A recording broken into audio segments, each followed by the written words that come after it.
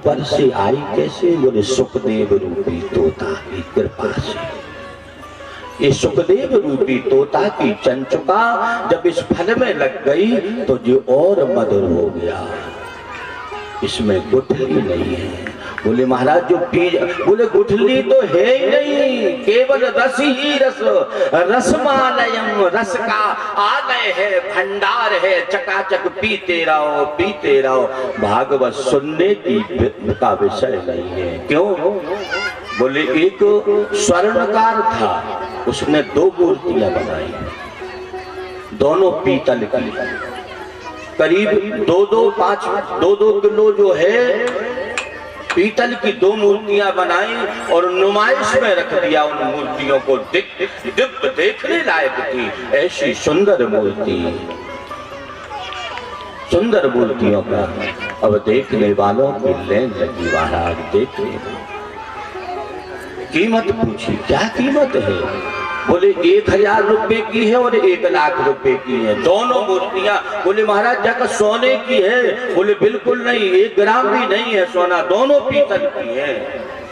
महाराज दोनों पीतल की, बराबर वजन की, जैसा आकार, सब बनावट सुंदर, जैसी वो जैसी ये 1000 रुपए की, 1 लाख रुपए की समझ में नहीं आया।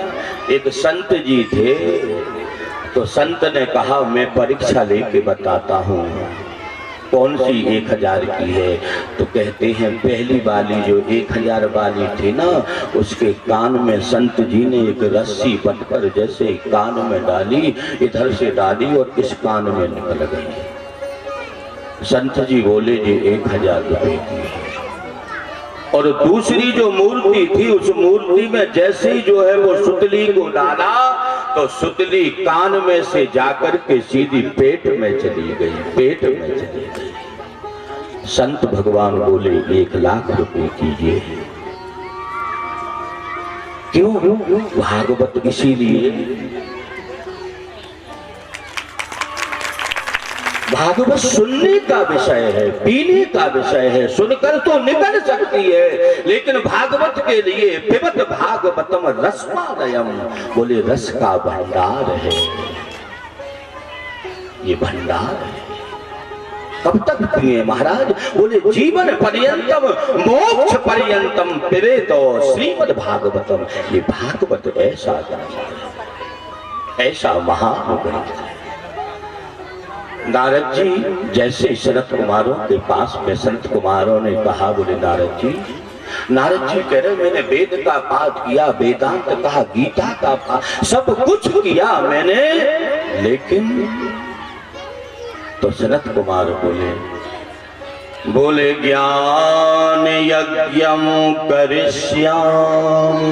नारद जी यदि तुम भक्ति की जो है कष्ट की निवृत्ति चाहते हो तो ज्ञान यज्ञ करिए। ज्ञान यज्ञम करिष्यामि सुख शास्त्र कथोज्ज्वलम भक्ति ज्ञान विरागाणाम स्थापनार्थाय प्रयत्नतः। कहते हैं ज्ञान यज्ञ, कौन सा ज्ञान?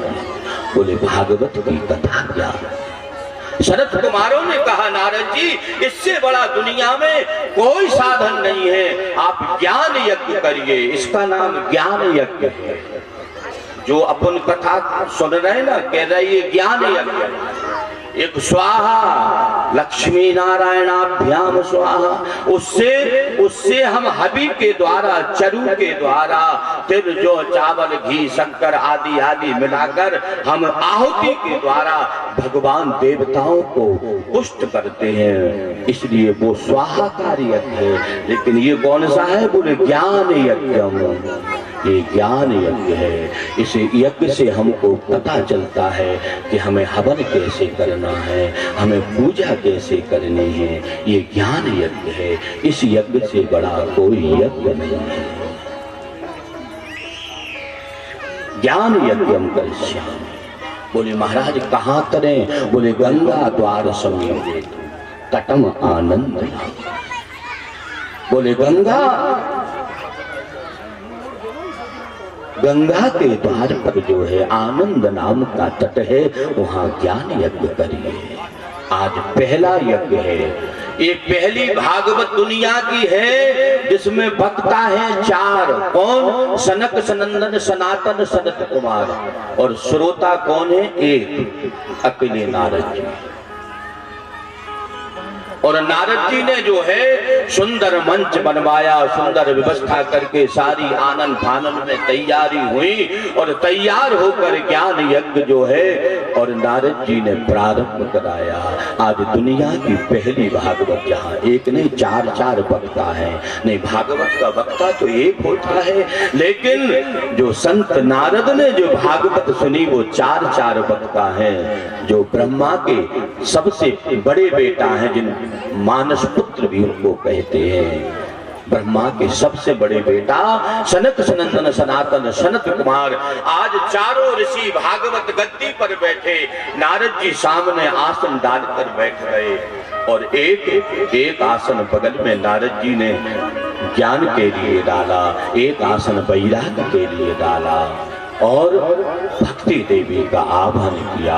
हे भक्ति देवी, इस यज्ञ में आप पधारें, जरूर आपका कल्याण होगा।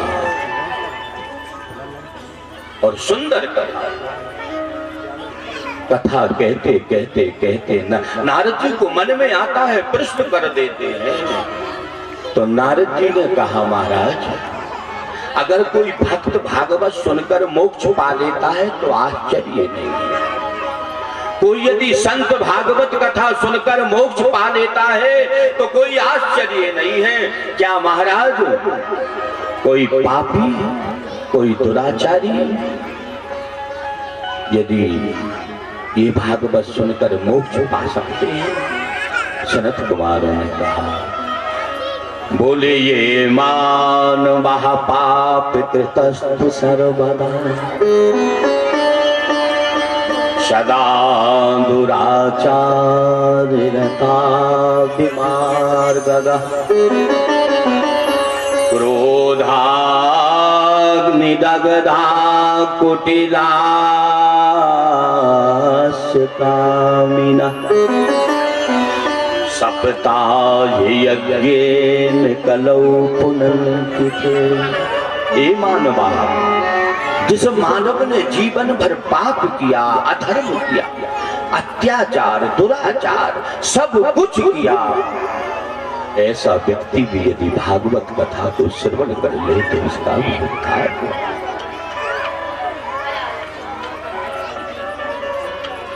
अगर किसी माता बहन के यहाँ पुत्र या पुत्री नहीं है, यदि वो भी डाक बंध्या, यदि वो भी बंध्या भी भागवत को मन से बैठकर सुन ले तो ठाकुर की कृपा वो भी पुत्रवती बन जाए। कितना भी दुराचारी पापाचारी, जिसने जीवन में कभी धर्म जानता ही नहीं कि धर्म की परिभाषा होती क्या है, ऐसे जीवन निकल गया पाप करते करते कहते हैं, वो भी यदि मन से भागवत सुन ले तो उसका भी कल्याण होगा। बोले आ जन्म मात्रमप्येन सठेन किंचित् चित्ताय सुख शास्त्र कथा न पीता। बोले चांडाल बच्च खर बत बत तेन नीतम मिथ्यासु जन्म जननी जनि दुख भागा। आजन्म पूरा जीवन, आजन्म मात्रमप्येन सठेन किंचित् चित्तम विधाय सुख शास्त्र कथा न पीता। जिसने मानव का जन्म लेकर यदि भगवान की कथा को नहीं सुना तो कहते हैं चांडाल बच्च करवत बत तेन नीतम मिथ्यासु जन्म जननी जनि दुख भाजा।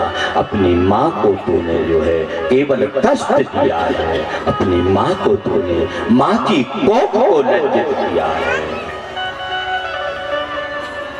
ये भागवत कथा, इसी को हम अमर कथा कहते हैं।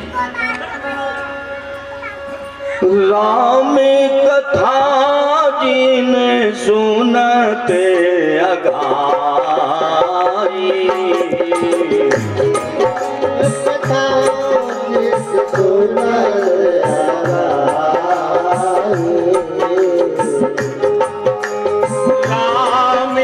कथा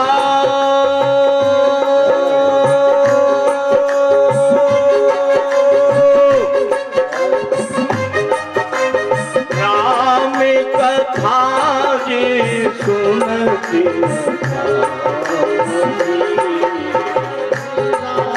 कथा जे सुनत हजारे रस विशेष जाना दिन कारी।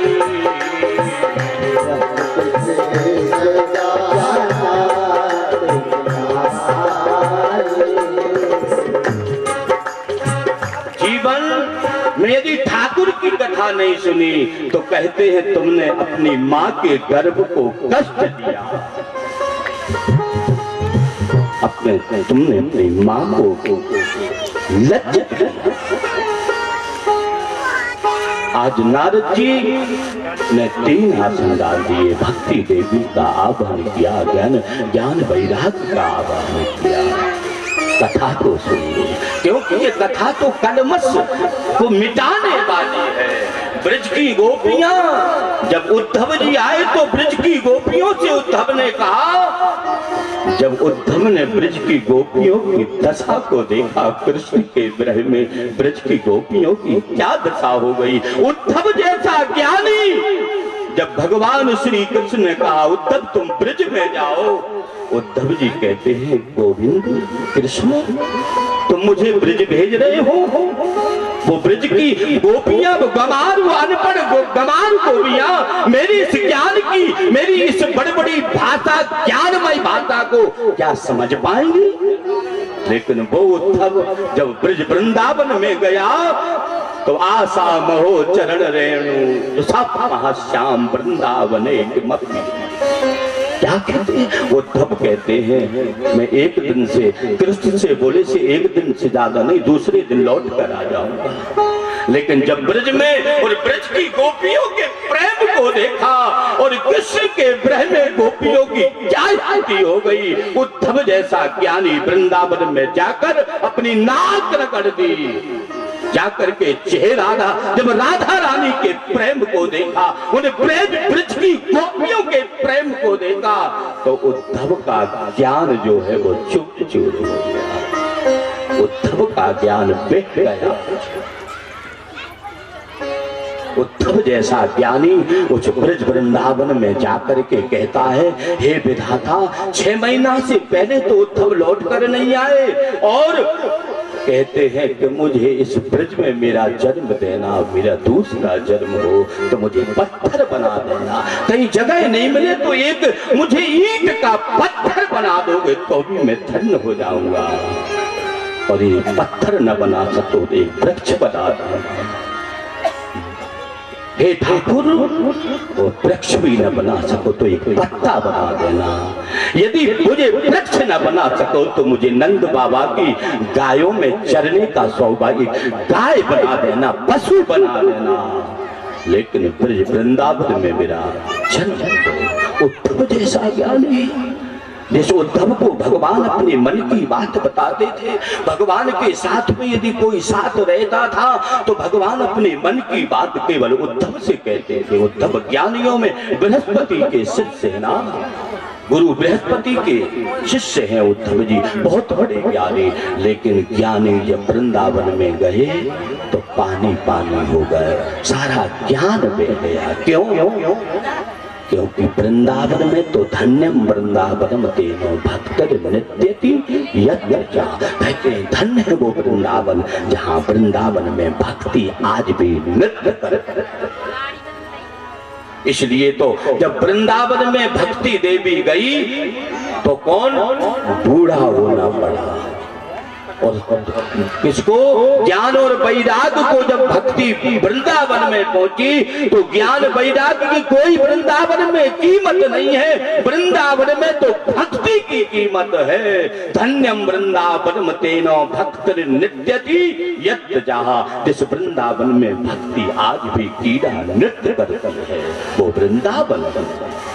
इसलिए तो ज्ञान वैराग बूढ़े हो गए। जब वृंदावन में प्रवेश किया भक्ति देवी ने अपने दोनों पुत्रों को लेकर, तो जाकर के क्या हुआ, बोले काल योगे न जनो ज्ञान वैराग ना मानो, दोनों ज्ञान वैराग बूढ़े हो गए। क्यों? वृंदावन में ज्ञान की आवश्यकता नहीं है। आप कहें ब्रजवासी कोई पढ़े लिखे विद्वान थे नहीं, लेकिन प्रेम, यदि प्रेम देखना है तो ब्रज में जाकर देखो। यदि वास्तव में प्रेम की परिभाषा जानना है तो ब्रज वृंदावन। आज चारों ऋषि बैठे कथा सुना रहे हैं, और नारद जी ने कहा महाराज जीवन भर जिसने जीवन भर पाप किया, कभी पुण्य किया ही नहीं, ऐसा व्यक्ति भी यदि भागवत सुन ले उसका मोक्ष। बोले हाँ, तुरंत जो है। और शरद कुमारों ने कहा, बोले तुंग भद्रा तटे, कहा? बोले तुंग भद्रा, बोले तुंग भद्रा तटे पूर्वम। तुंगभद्रा तटी नदी के तट पर एक उत्तम नाम का सुंदर नगर है। आज सनत कुमार चारों ऋषि और महाराज सुनाने लगे नारद जी को, नारद जी तुंगभद्रा नदी के तट पर उत्तम नाम का नगर है, उसमें एक पंडित जी रहते हैं, नाम है आत्मदेव। और उस नगर में सभी पढ़े लिखे संभ्रांत लोग रहते हैं, और उसी नगर में एक पंडित जी रहते हैं, आत्मदेव। आत्मदेव का मतलब जिसने अपनी आत्मा में देवत्व का आधान कर लिया, वो आत्मदेव है। आत्मदेव जैसे पंडित जी पढ़े लिखे विद्वान सब कुछ है, लेकिन वृत्ति थोड़ी लोभमयी है।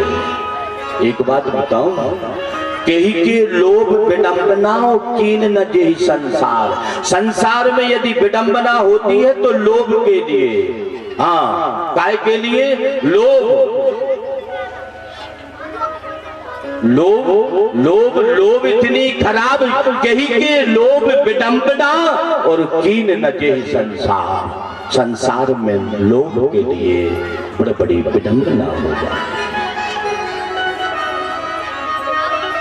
आज तो कहते हैं पंडित जी पढ़े लिखे हैं, विद्वान है, सब कुछ है, धन है, वैभव है, घर है, मकान है, सब कुछ है पंडित जी के पास, लेकिन संतान नहीं है, निसंतान है।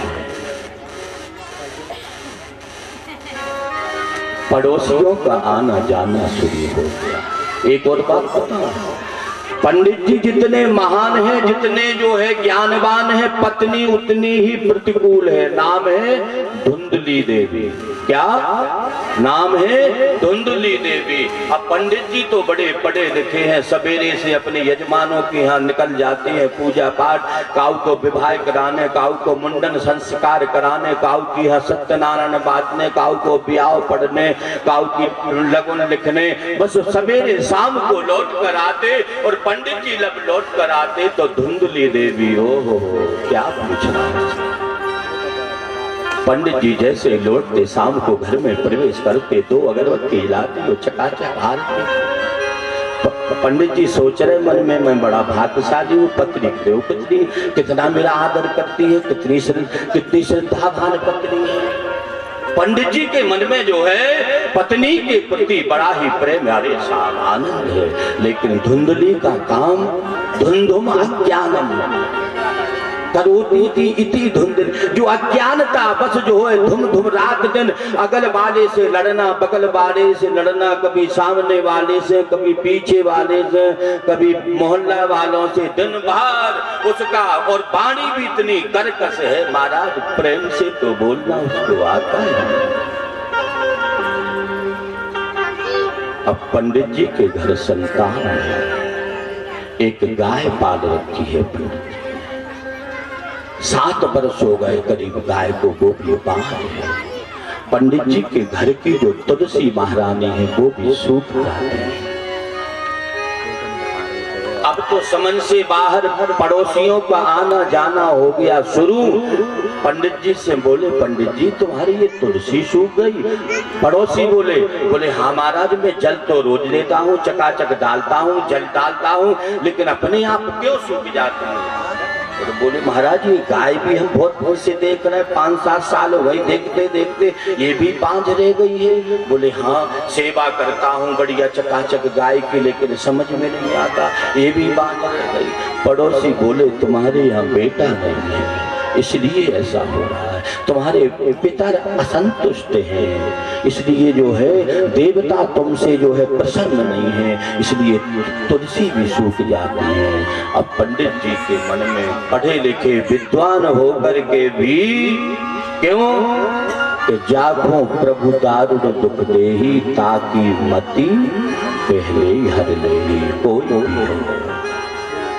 और बिना विचारे जो करे सो पाछे पछताए, और काम बिगाड़े आपनों से जग में होत हंसाए। बहुत विचार करके कोई भी निर्णय लो, विचार करो, पूर्ण रूप से विचार कर लो, फिर बिल्कुल करिए। आज पंडित जी महाराज जो है पत्नी के प्रति बड़ा प्रेम सिद्धा, लेकिन संतान नहीं है। पंडित जी ज्ञानवान होकर भी आज जंगल में चले गए, और जाकर के पंडित जी ने मन में सोच लिया ऐसे जीवन को क्या धारण करना है, अब तो मैं अपने प्राणों को त्याग कर ही मानूंगा। मैं अब जो है उन्हें पुत्र का आशीर्वाद लेकर के आऊंगा। चले गए पंडित जी। पंडित जी बैठे हुए हैं, रो रहे हैं, बड़ी जोर से रो रहे हैं। एक जलाशय पर बैठे हैं, सरोवर के पास में बैठे हैं, वहां से एक संत का निकलता हुआ, और जैसे ही संत जी निकले तो देखा, और संत की दृष्टि उन पर पड़ी, ब्राह्मण देवता के ऊपर। और संत ने जो है उन ब्राह्मण देवता के श्रीमुख को देखा, और संत कहते हैं लगता तो ऐसा है कोई पढ़ा लिखा विद्वान, लेकिन ये रो रहे हैं, क्यों रो रहे हैं? उन संत जी ने आकर ब्राह्मण देवता के पास में पहुंचे, बोले कथम रोदसी विप्रत्वम काते चिंता बलीयसी। महाराज क्यों रो रहे हो? हे ब्राह्मण देवता, कथम रोदसी, क्यों रो रहे हो? आप तो पढ़े लिखे हैं, विद्वान हैं, आपके चेहरे को देखकर, आपके मुखमंडल को देखकर ऐसा लग रहा है आप तो विज्ञ पढ़े लिखे, आप रो रहे हैं। कथम रोदसी, क्यों रो रहे हो? विप्रत्वम, हे ब्राह्मण देवता, रोने का कारण काते चिंता, कौन सी चिंता सता रही? काते चिंता बलीयसी, कौन सा कारण है? ब्राह्मण देवता बोले मुझे पुत्र का आशीर्वाद चाहिए। संत ने कहा क्या करोगे बेटा लेकर, क्या करोगे पुत्र लेकर? कितना काम करता है पुत्र? केवल हमारा मृत्यु के बाद हमारी खोपड़ी में एक लठ मार के एक लोटा घी डाल देता है, बस इसीलिए। मीराबाई का कौन सा बेटा था? तुलसीदास जी का कौन सा बेटा था? सूरदास का कौन? क्या करोगे बेटा लेकर? और सप्त जन्मावधि चाहिए पुत्रो नहीं बचा। मैंने आपके मस्तिष्क को देखा है, मैंने आपकी भाद रेखा को देखा है, आप पुत्र की बात कहते हैं, 7 जन्मों तक तुम्हारे यहाँ बेटे का तुम्हें सुख नहीं है। सप्त जन्मावधि चाहिए पुत्रो नहीं बचा। क्या करोगे पुत्र लेकर? ये मान लो ना। अरे ठाकुर बांके बिहारी को अपना बेटा मान लो, मुझसे बड़ा बेटा दुनिया के बेटा तो तुमको धोखा दे जाएंगे, लेकिन मेरा बांके बिहारी यदि बेटा तुम उसको बना लोगे। मैं तो यही कहता हूँ, नहीं है बेटा पुत्र नहीं है भगवान से बड़ा बेटा। भगवान को चाहे पति मानो, चाहे पिता मानो, चाहे बेटा मानो, कुछ भी मानो, और दुनिया के बेटा तो शायद तुमको धोखा दे जाए। और इस कोरोना के समय में दिखा दिया, बेटा कह रहे बाप को कोरोना हो गया, मैं लकड़ी देने नहीं जाऊंगा, नहीं मोई भी हो जाएगा। इसलिए याद रखना, भगवान से कोई बड़ा बेटा नहीं हो सकता, मेरे ठाकुर से कोई बड़ा बेटा, वृंदावन बिहारी से कोई बड़ा बेटा नहीं हो सकता है। हरि मेरे उठे, हरि मेरे उठे बिरह की पीर, सखी वृंदावन जाऊंगी। मेरे बिरह की पीर वृंदावन जाऊंगी। मेरे उठे, मेरे उठे, मेरे उठे बिरह की पीर, सखी वृंदावन जाऊंगी।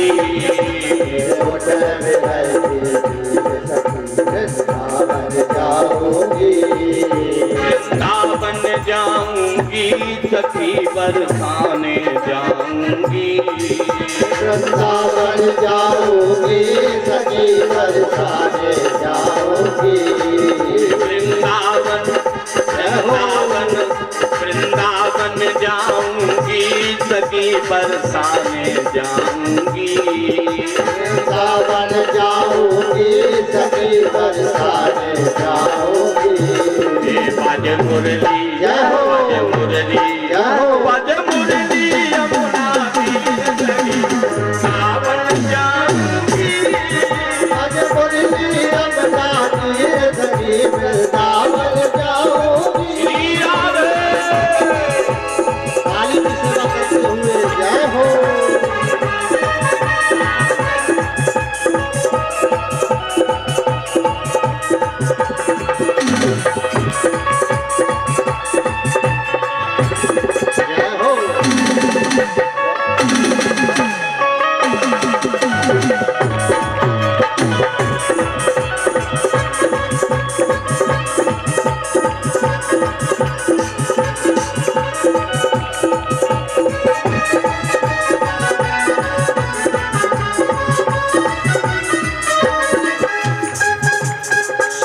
सलोनी सूरत की दीवानी हो गई। श्याम सलोनी सूरत की दीवानी हो गई। श्याम सलोनी सूरत की दीवानी हो गई। श्याम सलोनी सूरत की दीवानी हो गई। कोई कैसे, कोई कैसे, कोई कैसे दिखाऊं दिल की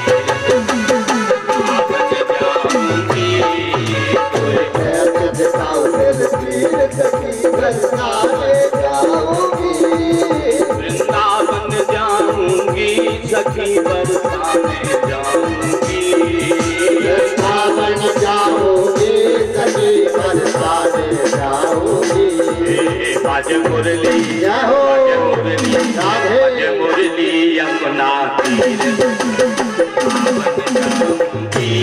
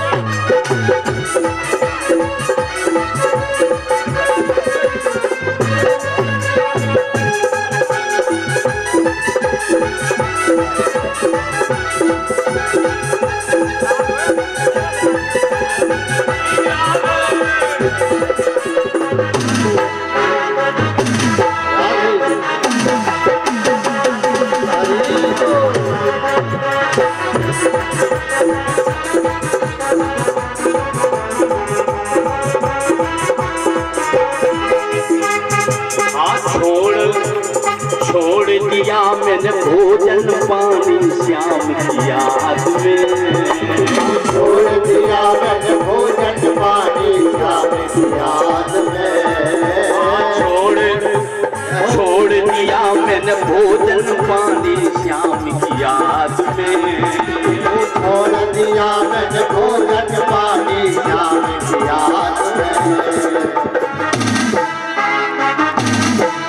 तो एक दिखाओ दिल की जिंदगी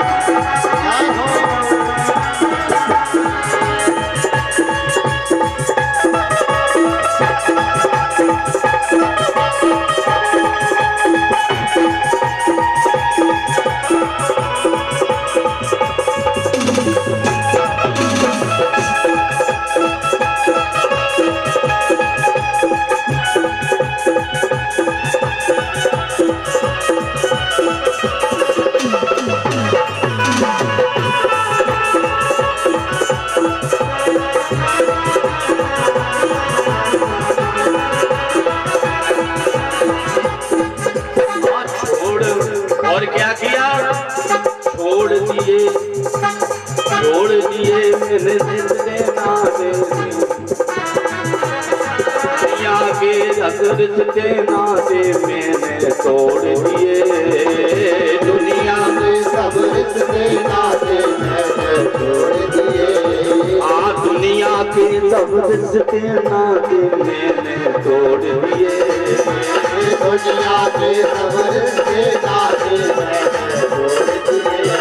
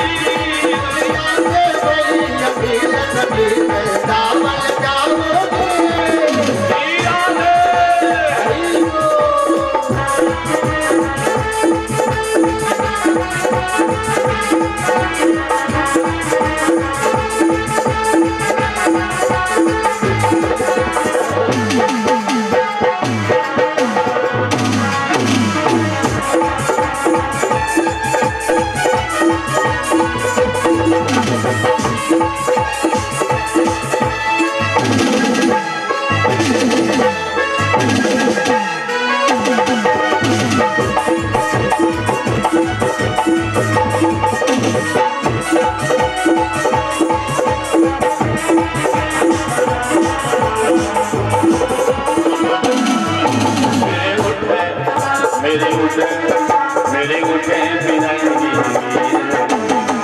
बन जाऊंगी।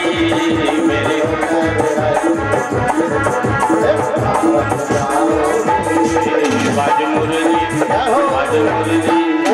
मुरली यमुना बन जाऊंगी। बाज मुरली यमुना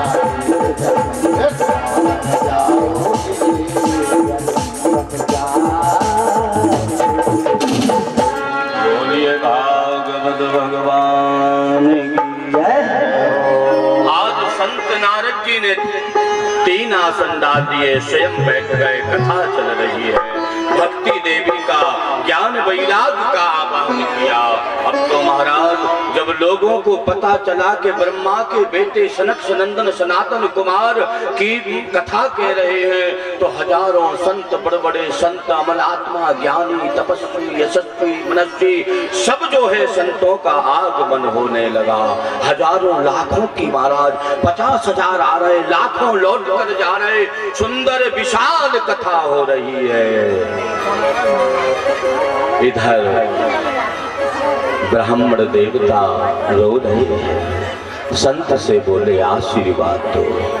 संत ने बहुत समझाया, क्या करोगे बेटा लेकर, दुनिया के बेटा कौन सा भला काम करते हैं, मान जाओ। लेकिन नहीं माने, बोले महाराज मुझे पुत्र चाहिए, यदि पुत्र का आप आशीर्वाद नहीं देंगे तो मैं अपने प्राणों को यही त्याग दूंगा।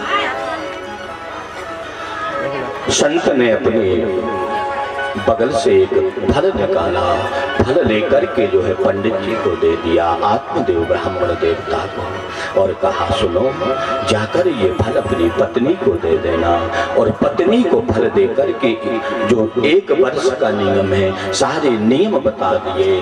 जाकर के पंडित जी बड़े प्रसन्न हुए, संत का आशीर्वाद मिला है, जरूर बेटा होगा। जाकर पत्नी को फल दिया। बोले देवी एक संत की कृपा हो गई, संत का आशीर्वाद हो गया, ये फल को आप पाइए।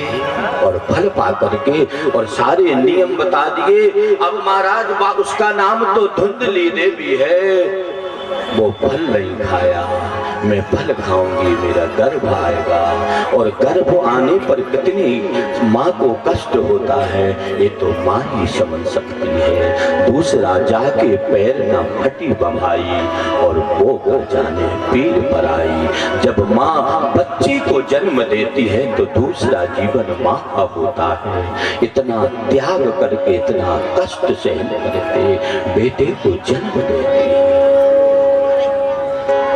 धुंधली के मन में नाना प्रकार के कुतर्क मन में आ रहे, अरे फल खाने से कोई बेटा होता है।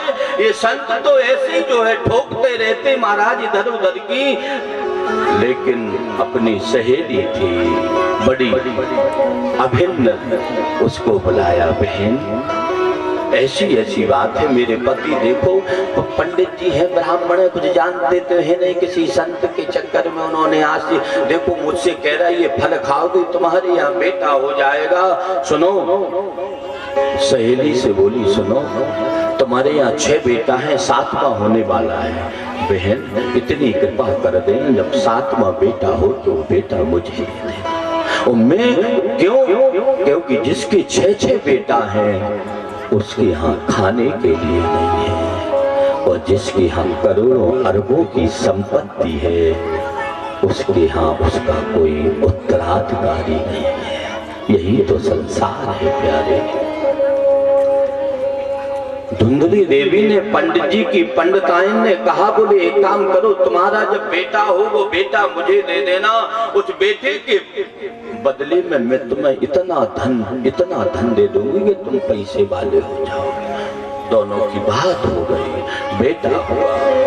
पंडित जी से कह दिया मैंने फल खा लिया, मेरे ही बेटा होने वाला है। थोड़ा समय बीता और उस बहन ने बेटे को जन्म दिया, और बेटा को लाकर के चुपचाप जो है धुंधली को दे दिया। पति लौट आत्मदेव है, इसका ज्ञान देव मैं नाम रखता हूँ। धुंधली बोली सुनो, 9 महीने मैंने कष्ट झेला, 9 महीने तक मैंने परेशानी झेली, और आप कहते मैं अपने नाम के ऊपर बेटा का नाम रखूंगी, मैं नहीं मान सकती हूँ। मेरा नाम धुंधली है, मेरे नाम के ऊपर मेरे बेटे का नाम होगा। मेरा नाम धुंधली है तो इसका नाम धुंधकारी होगा। अब तो धुम जो धुंधो रात दिन करता है वो धुंधकारी। इधर सर्वांग सुंदरम, 3 महीने के बाद सुंदर उस फल को गाय को खिला दिया धुंधली देवी ने। जो पंडित जी के यहाँ 7 वर्ष से गाय बांझ थी, पंडितानी ने सोचा कि देखें संतों के आशीर्वाद में दम है कि नहीं। उस फल को ले जाकर गाय को खिला दिया। उस गाय ने सुंदर बेटे को, बोलिए गौकर्ण जी महाराज की। गौकर्ण जी महाराज का जन्म हुआ। इधर धुंधकारी बड़ा हो रहा है। अब बड़ा होते होते थोड़ा बड़ा हो गया, तो कंचा खेलने लगा मानो गोली, और कंचा खेलते खेलते फिर क्या किया, बोले ताश के पत्ता खेलने लगा, फिर उसमें धन लगाने लगा, फिर जुआ खेलने लगा, फिर टेंशन होने लगा, पैसा लगाने लगा, वो भी हारने लगा, टेंशन बढ़ गया सो पीना चालू कर दिया। जब टेंशन होता है ना तो पीना चालू कर दिया। अब महाराज माता पिता से धन लेकर के जाता, देखो इकलौता बेटा जिस घर में हो माता पिता को बहुत सावधानी की जरूरत होती है। हाँ, एक पूत 100 रुपया की साहूकारी, एक कानाद कहते हैं। तो एक बेटा जिस घर में हो धुंधली चुपचाप दे देती, पिताजी को नहीं बताना। हाँ, ये माता जी है ना, ये माता जी बेटा की प्रथम गुरु है। माँ चाहे तो अपने बेटे को संत बना दे, माँ चाहे तो अपने बेटे को एक भजनानंदी बना दे, माँ चाहे तो अपने बेटे को इंजीनियर और डॉक्टर बना दे, और माँ चाहे तो अपने बेटे को एक जेब कतरा डाकू बना दे। माँ प्रथम गुरु है, इसलिए मातृदेवो भव। जितने भी शास्त्र हैं, पुराण हैं, जितने भी अन्य शास्त्र हैं, सबसे पहले मातृदेवो भव, सबसे पहले माँ के चरणों में प्रणाम के लिए मातृ शक्ति को प्रणाम किया गया है। क्यों? उसका ऋण बेटा कभी उऋण नहीं हो सकता है। माँ माँ का जो ऋण होता है बेटे के लिए, वो कभी जीवन में माता के ऋण से उल्ट नहीं हो सकता है। माँ का ऋण बहुत है। माँ का ऋण बेटा कभी पूरा नहीं कर सकता है।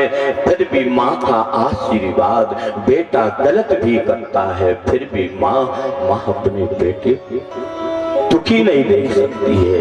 ये माँ का बात सल है। बेटा को दुखी, पति को दुखी देख सकती है। मैं कह रहा हूँ शायद पति को, पिता को, भाई को, सबको देख सकती है, लेकिन एक माँ अपने बेटे को दुखी, ये मेरा अनुभव है, शायद का अनुभव है। क्वचिदपि कुमाता कुपुत्रो जायेतो क्वचिदपि कुमाता न भवति। पुत्र कुपुत्र तो हो सकता है, लेकिन बेटा के लिए माँ कभी विमाता नहीं हो सकती। बेटा तो कुपुत्र पैदा हो सकता है, और वही बेटा भी भाग्यवान है, वही माँ भी भाग्यवान है कि पुत्रवती जुबती जग सोई। पुत्रवती जुबती जग सोई। पुत्रवती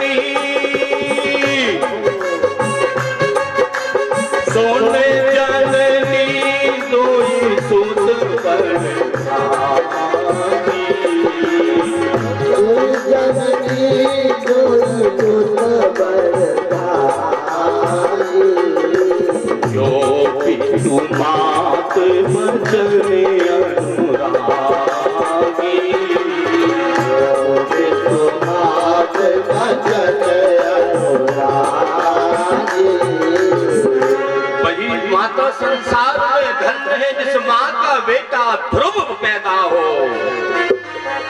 वही माँ संसार में धन्य है, पुत्रवती जुगती जग सोई, और रघुपति भगत जास सुत होई।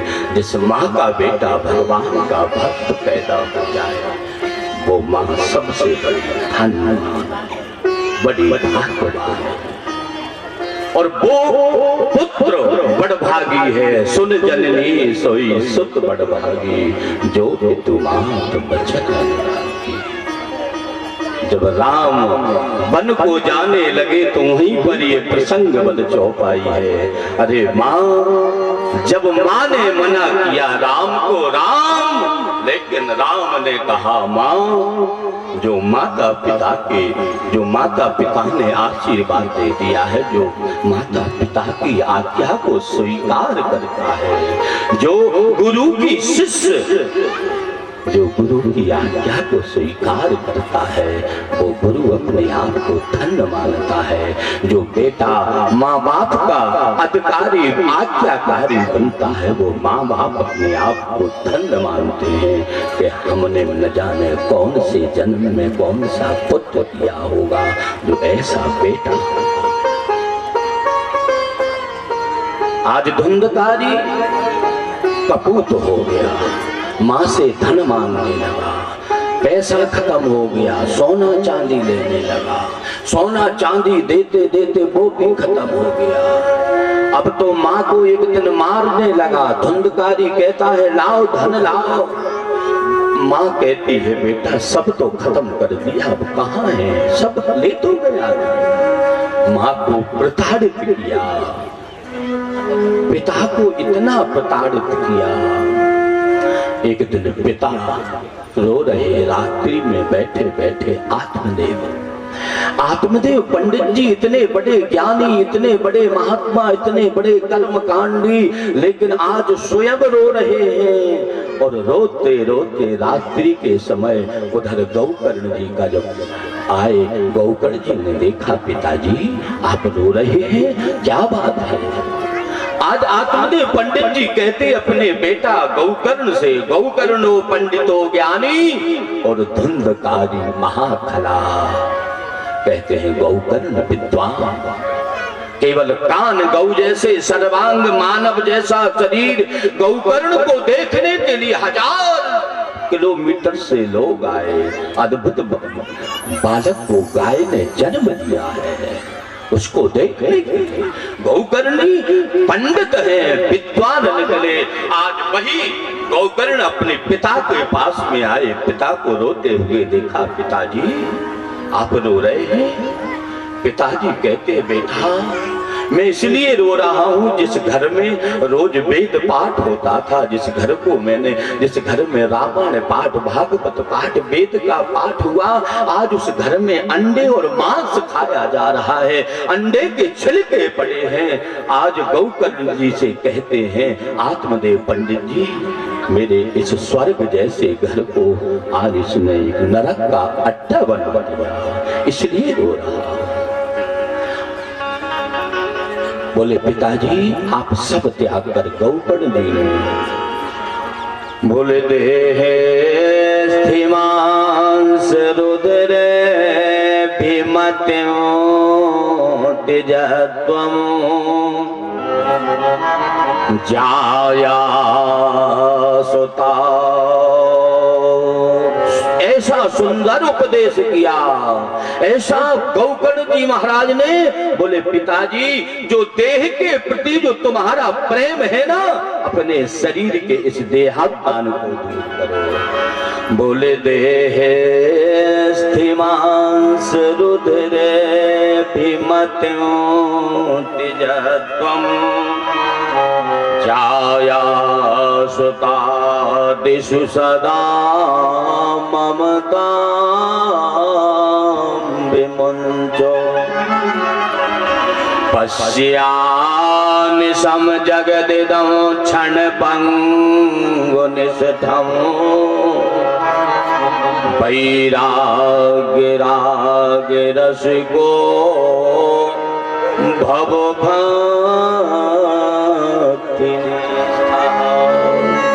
आज कहते हैं गौकर्ण जी पिताजी इस देहाभिमान से अलग हटो और सब कुछ त्याग करके और आप जाकर के भजन करिए।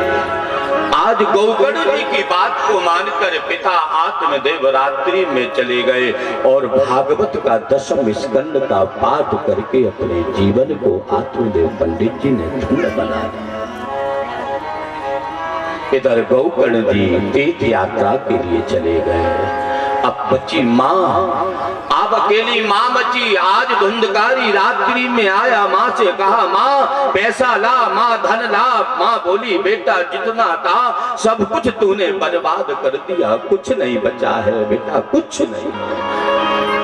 तो इतनी बड़ी बात लिखी कि धुंधकारी ने पद का प्रहार किया, लात मारी माँ को और उसी रात्रि में मां गई और कुआं में जाकर के गिर गई और अपने प्राणों का त्याग किया।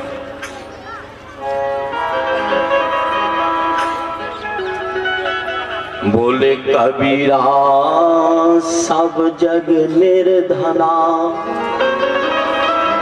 और धनवंता नहीं कोई, धनवंता सोई जानिए जाके राम नाम धन। आज बेटा धुंधकारी की वजह से मां मर गई।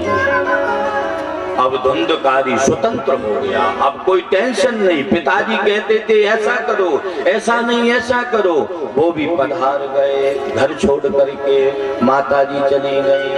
अब धुंधकारी ने 5-5 वेश्याओं को लाकर अपने घर में रख लिया।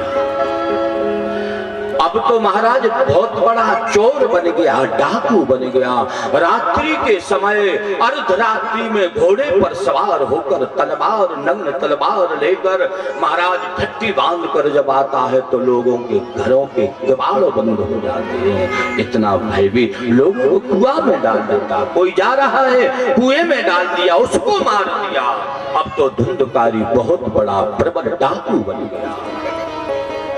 एक दिन उन 5 वेश्याओं ने सोचा इसने बहुत धन कमाया है, राजा की नजर में भी आ गए हैं ये हमारे पतिदेव, और एक आध दिन हम भी इनके चक्कर में पकड़ी जाएंगी। सो आज रात्रि में 5 वेश्याओं ने क्या किया, धुंधकारी सो रहा था और सोते हुए धुंधकारी को खटिया में रस्सी से बांध दिया और बांध करके महाराज मारने लगी। रोता है महाराज, चिल्लाता है, घबराता है, लेकिन उनने देखा मारते मारते भी नहीं मर रहा है।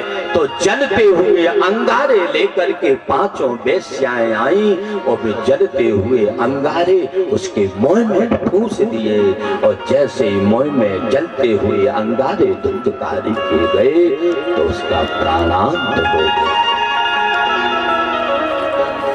अब तो 5 वेश्याओं ने क्या किया, अंदर एक गड्ढा खोदा, अंदर गड्ढा खोद करके अपने जो है पति देव को उसी में दफना करके 5 वेश्याएं रबूचक 9-2-11 हो गई। अरे वेश्या कब किसकी होती है, वह तो धन ही की प्यासी है, दिखलाती हाव भाव अपना, मानो चरणों की दासी है।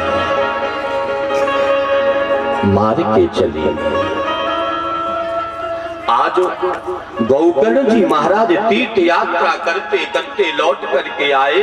आज रात्रि के 12 बज गए। पंडित जी के जो बेटा है गौकर्ण जी, उनने सोचा पंडित जी का घर है, मैं रात्रि में क्यों किसी को डिस्टर्ब करूं, क्यों परेशान करूं, सब लोग उठेंगे। मेरी अगवानी के लिए रात्रि में ठंड पड़ रही ज्यादा, इसलिए चुपचाप आए। बोले हमारे पंडित जी का जो घर है उसी में रह लेते हैं। सो महाराज पंडित जी के मकान में गए, रात्रि में निवास कर रहे हैं, सो रहे। लेकिन संयमी पुरुष, जब दुनिया के लोग सोते हैं, जब संयमी पुरुष बैठ करके जो है समाधि में भजन करते हैं, गौकर्ण जी को नींद नहीं आई। रात्रि में भजन कर रहे थे तो अग्नि जल गई महाराज एकदम। कभी भैंसा दिखे,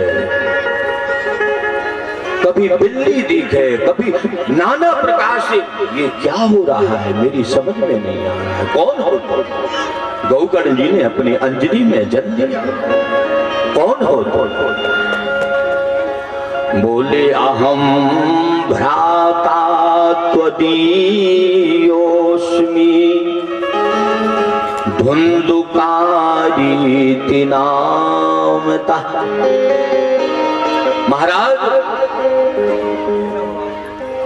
जो नाना प्रकार से आश्चर्यचकित कर रही थी पढ़े लिखे विद्वान होकर गौकर्ण जी महाराज को, तो वो आत्मा कहती है अहम भ्राता, मैं तुम्हारा भाई हूं।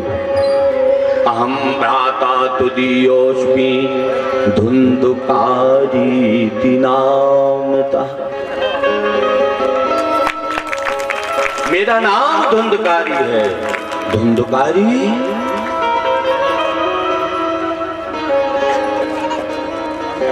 धुंधकारी है? गौकर्ण जी कहते हैं मैंने तुम्हारे निमित्त गया में श्राद्ध किया और तुम ये क्या प्रेत बने हो? धुंधकारी कहता है गया में श्राद्ध करने से तो सेकंड थर्ड, अरे मैं तो VIP नंबर का जो है पापी हूं। गया श्राद्ध सतेनापि मुक्तिर्मे ना भविष्यति। एक नहीं 100 श्राद्ध भी करे आओ तो मेरी मुक्ति संभव नहीं है। मैं बहुत बड़ा पापी हूं। आज गौकर्ण जी महाराज को बड़ी चिंता हो गई। मेरा भाई आज प्रेत योनि में पड़ा है। गौकर्ण जी महाराज ने प्रातः काल सवेरे उठकर स्नान आदि करके अपनी संध्या निवृत्त करके और आज सभी लोगों से पूछा मेरे भाई की मृत्यु कैसे सुधरेगी। मेरे भाई को जो प्रेत योनि में पड़ा है, मेरे भाई का प्रेत योनि कैसे छूटेगी? कोई उत्तर नहीं दे सका। आज गौकर्ण जी महाराज ने ठीक जो है और भुवन भास्कर सूर्य नारायण को, हे भगवान भुवन भास्कर सूर्य नारायण, आज आप ही बताओ मेरे भाई की मुक्ति कैसे संभव है। बोले श्रीमद् भागवती वार्ता। बोले यदि भगवान सूर्य नारायण को स्तंभित कर दिया गौकर्ण जी ने और भगवान भुवन भास्कर सूर्य नारायण को स्तंभन कर दिया। हे सूर्य नारायण, हे भुवन भास्कर भगवान, आज मैं पूछ रहा हूं मेरे भाई की सदगति कैसे होगी। मेरा भाई गौकर्ण, मेरा नाम बदनाम होगा। गौकर्ण जैसा ज्ञानी जिसका भाई, आज उसका भाई प्रेत योनि में पड़ा है। भगवान भुवन भास्कर ने कहा श्रीमद् भागवतान मुक्ति सप्ताहम वाचनम कुरु। यदि तुम अपने भाई की जो है गति चाहते हो तो क्या करो? बोले श्रीमद् भागवत सप्ताह ज्ञान महायज्ञ की का आयोजन करिए। महाराज सुंदर आयोजन हुआ। सुंदर व्यास गद्दी बनाई गई। जहां पर व्यास गद्दी बनाई गई ना, वो बांस का बगीचा था। वहां दाईं तरफ एक पोला बांस लगा हुआ था। इधर जो है गौकर्ण जी महाराज स्वयं गद्दी पर बैठे अपने भाई का आवाहन किया। हे मेरे भाई, मैं तुम्हारे निमित्त कथा करने के लिए जा रहा हूँ। तुम जहाँ कहीं भी हो पधारो और भागवत श्रवण करके अपने जीवन का उद्धार करो। गौकर्ण जी महाराज कथा सुन रहे हैं। अब प्रेत जो होता है उसका शरीर नहीं होता है। जो प्रेत भूत होते हैं ना, उनका शरीर नहीं होता है, ना वो हवा में टिक सकते हैं। इसलिए गौकर्ण जी महाराज जो भागवत के मंच पर बैठे अपने भाई का आवाहन किया। हे मेरे भैया, तुम जहां भी पड़े हो मैं तुम्हारे निमित्त निमित्त भागवत कथा करने जा रहा हूँ, आकर के श्रवण करिए। अब वो प्रेत आया, धुंधकारी आया, कहाँ बैठे, क्योंकि प्रेत मैदान में हवा में नहीं टिकता है, उसको बैठने के लिए सहारा चाहिए। और आया एक 7 गांठ वाला बांस, बांस का बगीचा में तो मंच ही बनाया गया। एक 7 गांठ का बांस लगा था, बोला था। आया प्रेत, आकर के उस बांस में बैठ गया। पहले दिन की कथा हुई, पहले ग्रंथि फट गई। द्वितीय नी तथा सायम, द्वितीय ग्रंथि भेदनम। तीसरे दिन तीसरी ग्रंथि 7 दिन में, और 7वां ग्रंथियां फट गईं। और दिव्य विमान आया धुंधकारी को लेने के लिए। लेकिन वहां पर जो है गौकर्ण जी महाराज ने देखा दिव्य विमान। धुंधकारी ने बढ़िया भगवान का बढ़िया स्वरूप लेकर के भक्त का बैठने लगे। गौकर्ण जी बोले रुकिए। भगवान के पार्षद बोले क्या बात है, यहाँ तो बहुत लोग कथा सुन रहे, एक विमान आएगा तो फिर गड़बड़ है ना। हाँ, हमको क्यों नहीं आया, एक कोई क्यों आया। बोले कथा श्रवण में यदि भेद हो जाए ना, तो संकल्प में भी भेद हो जाता है। बोले इसलिए एक विमान आया कि धुंधकारी ने जो कथा सुनी, तो वो भागवत की कथा एकाग्र मन से सुनी। हाँ, एकाग्र मन। यदि दुनिया में मन भटक रहा है, हम कथा सुनने तो आ गई, लेकिन ये लग रहा है बहू न जाने क्या करेगी, दाल में नमक ज्यादा न ठोक दे। अब यदि ये दिमाग में रहेगा तो कथा में मन नहीं है। बोले धुंधकारी ने जो भागवत की कथा सुनी, क्योंकि प्रेत योनि में पड़ा था, इसलिए जो है दिव्य होकर के एक दत्त चित्त होकर कथा को सुना। और बोले